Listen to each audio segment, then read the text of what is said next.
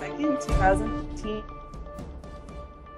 I'm Priscilla Solis. The newly legal marijuana market in Uruguay got a big boost yesterday when Senator Jorge Larranaga lost his party's presidential primary. Senator Larranaga is the leading opponent of the marijuana legalization scheme instituted this year by President Jose Mujica, saying before the primary, quote, "We're going to overturn this law that legalized marijuana growing. Nobody plant anything. Don't plant anything because we're going to knock it down." End quote. The winner of the right-wing National Party's primary was Congressman Luis Lacalipo, who said he would leave much of the legalization program intact, but open it up to private enterprise. Other candidates include the center-left Broad Front Party's Tabate Vasquez, a former president of Uruguay, who is considered the leading candidate, and Senator Pedro Bordaberry of the center-right, who is also against marijuana legalization, but considered the dark horse in the race. All right, Priscilla, we got to give it to you. The first story out of the gate, you've got Spanish name pronunciation up for 100 points, and you win. Congratulations. I should have guessed with a name like Solis, though your pronunciations would be better than mine, huh? Well, this is great news that Jose Mujica's party here, it looks like Mujica's not going to stay on, and they're trying to select someone to be his replacement. 3 different candidates here, and that right-wing National Party winner looks like he's the guy who's got the best chance going on here. So the 2 guys with the best chance of winning, they sound like they want to keep the marijuana program intact and maybe even expand it a bit. I like the idea of opening it up to private enterprise. If you've heard about Uruguay's program, they're basically it's a state-run monopoly of 5 government marijuana strains, and you have to register as a citizen of Uruguay. You'd have to go register with the government to be able to use any of them, get your fingerprints taken, and be tracked for how much use that you had purchased, how much marijuana you had purchased over a 2-week period. It's really, really controlling, kind of Big Brother-esque. So if that candidate, Luis Lacalipo, I guess is his name, Pau, perhaps, if he wins and moves to further privatize the marijuana market there in Uruguay, I see that as only a good thing for those of us here in America.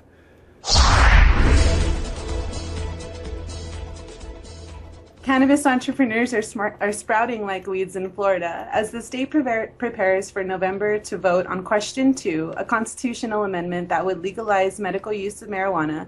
Prospective marijuana businessmen are paying tuition at schools like Medical Marijuana Tampa, Cannabis University of Florida in Jacksonville, and seminars such as the Traveling Cannabis Career Institute.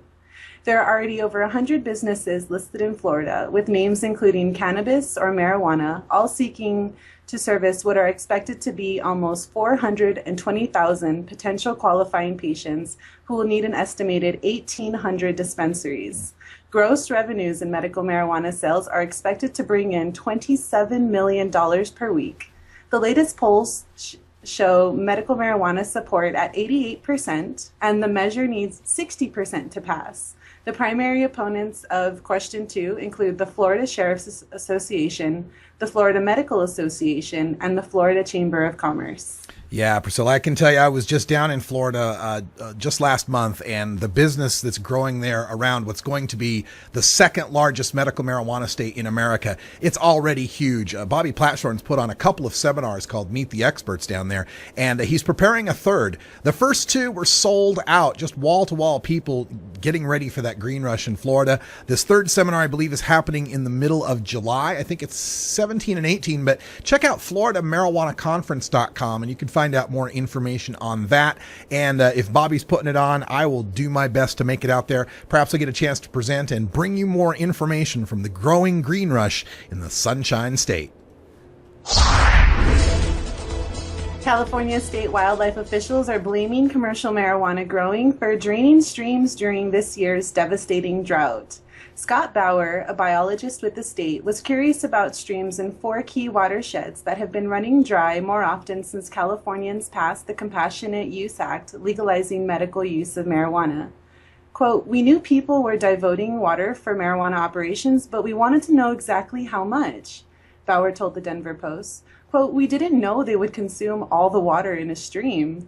Bauer used Google Maps data of medical marijuana grows and estimated about 30,000 cannabis plants were being grown in each river stream system each using 6 gallons of water per day for 150-day growing cycle.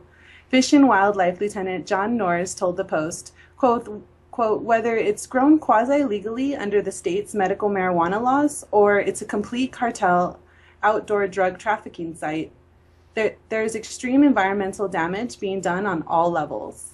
Yeah, this drought in California has been a monster. I was seeing some pictures the other day on the internet. One of the lakes up there, I can't remember the lake, but it was 17% capacity. It just, they show you the before and the after pictures. And one of the things that they're finding now is that all these reservoirs, of course, a lot of these are man-made. And so there were settlements and there were human activities down there before they filled up with water. And so now that the drought has come and the water table has gone so low, it's actually uncovering old gold and silver mines. It's uncovering old Mormon pioneer settlements. So you got all these archaeologists and now miners. Some miners are actually coming back in saying, hey, let's check out this and see if we can get some more silver or gold out of this thing now that it's not underwater. So I guess there's your silver lining, pardon the pun, on that lining. Yeah, I like that. Yeah, pardon the pun on that one. But the problem here is that when we've got the outdoor marijuana grows, they're certainly going to consume water. I mean, you can't argue with those stats about 6 gallons of water per day per plant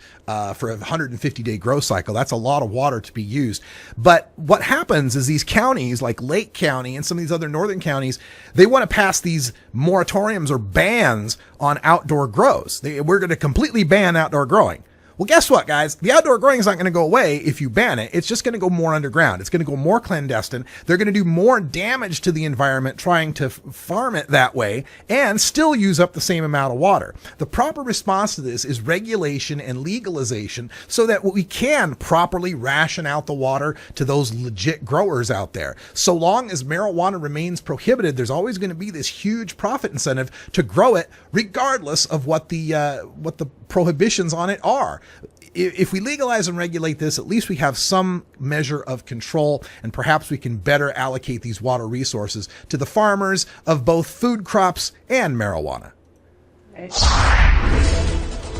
An attempt to find the taxation of marijuana at the state level illegal in federal court has been challenged by Washington's Attorney General.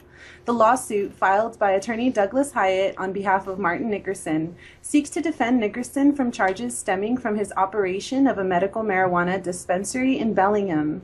Hyatt argues that the state cannot collect taxes from Nickerson without Nickerson admitting to the violation of federal law, an argument Hyatt believes shows that the state of Washington is violating Nickerson's Fifth Amendment right against self-incrimination.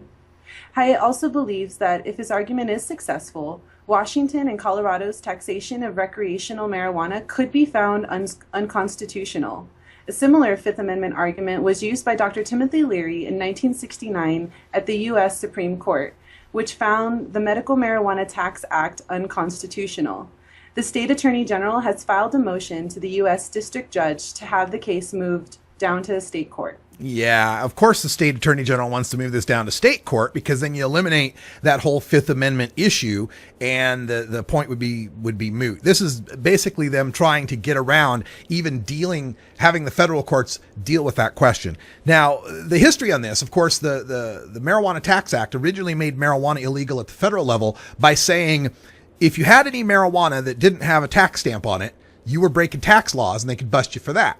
So the way that you got your tax stamp was to bring your marijuana into the tax assessor's office who would weigh it and then give you a stamp. Only problem is, as soon as you walked through that door with that untaxed marijuana, you were breaking the law.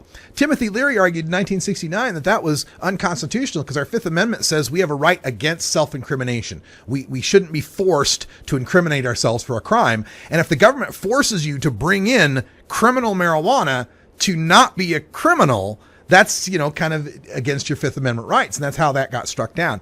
But while this is a novel legal argument, I'm afraid there's a few problems with it. Number one, we're dealing with state versus federal issues. And there's been a number of cases that have determined that the states can and do and indeed do tax things that are illegal, even at the state level.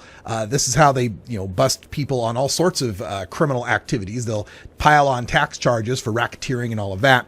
And we live in a different legal and constitutional landscape than we did back in 1969 when Timothy Leary tried that defense. There's been a number of Controlled Substances Act Supreme Court cases that I think will come to bear on this. But it's an interesting legal argument, and I really wish it would stay in the federal court so we could see how it would be solved.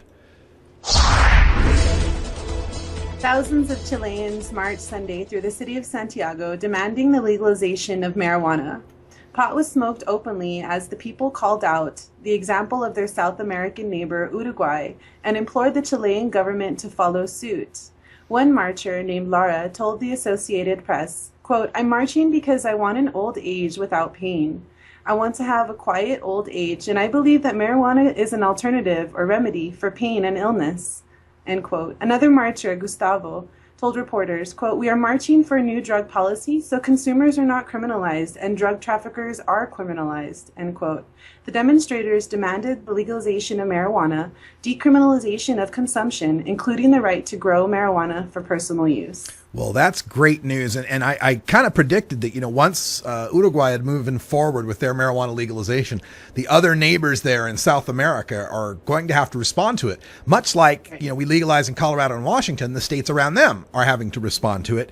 And it's good to see that the people are out there marching for their rights to this, and also that they're putting a premium on the right to grow marijuana for their own home personal use. We want to see that spread as we see legalization spread across the world. Yep. Liam Payne, one of the members of the British boy band One Direction, has apologized on Twitter for the recent video showing two other members, Zayn Malik and Louis Tomlinson, smoking marijuana. Quote, "I love my boys, and maybe things have gone a little sideways. I apologize for that," wrote Payne. Quote, "We are only in our 20s, and we all do stupid things at that age." End quote. The 5-minute video of the two bandmates showed them riding through the streets of Lima, Peru. Tomlinson is heard saying, quote, "So here we are, leaving Peru, joint lit, happy days," end quote. He then asked Malik, quote, "What do you think about that kind of content?" End quote. And Malik responds, "Very controversial." All right. So I don't know anything about One Direction. Priscilla, you got anything on One Direction? You listen to them at all? Zero. Okay. Well, these guys are stars. I guess they're selling millions and millions of albums. It's not surprising. We just find that more and more of these young performers